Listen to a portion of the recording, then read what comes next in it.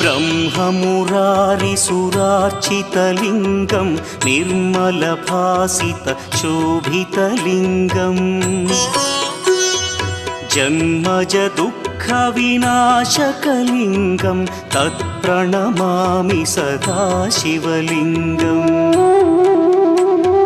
देवमुनिप्रवरार्चितलिङ्गं कामदहन करुणाकरलिङ्गम् रावणदर्पविनाशकलिङ्गं तत्प्रणमामि सदा शिवलिङ्गम्